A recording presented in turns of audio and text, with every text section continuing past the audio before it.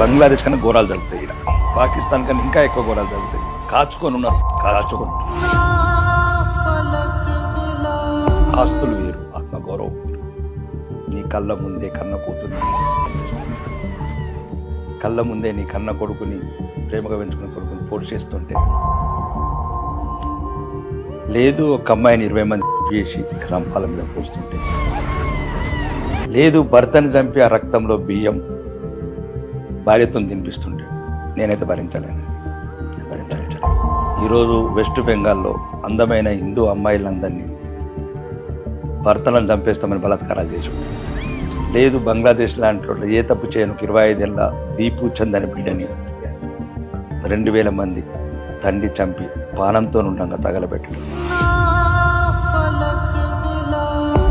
ఒక మనిషిని పానంతో తగలబెడతారు ఎవరన్నా?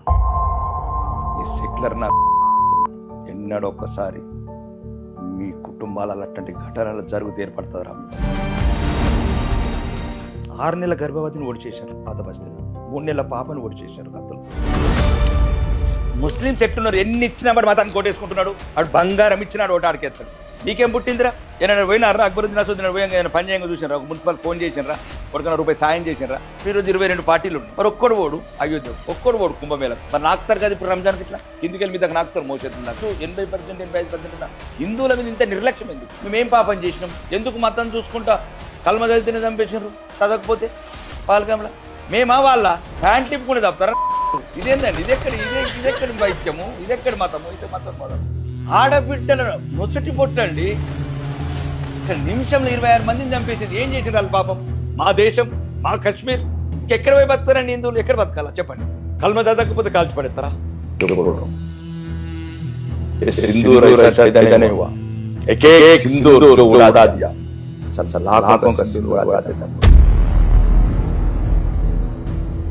ఎవరి అక్బరుద్దీన్? వీడికి పహల్గామ్ తీవ్రవాదులకి ఏం తేడా ఉన్నదండి? అంటాడా? బహిరంగంగా అంటాడా? హిందువులు అంటే పాములు అంటాడా? 6000 మసీదులు ఉంటే 6 లక్షల మసీదులు ఎట్లని? 3 కోట్లు ఉన్న ముస్లిం 24 కోట్లు. ఎక్కడున్నారు హిందువులు? సన్నాసులు కూడా ఉంటాయి కదా హిందువులు. కులాల మధ్యన విడిపోయారు, భాషల మధ్యన విడిపోయారు, రాష్ట్రాల మధ్యన విడిపోయారు, ప్రాంతాల మధ్యన విడిపోయారు.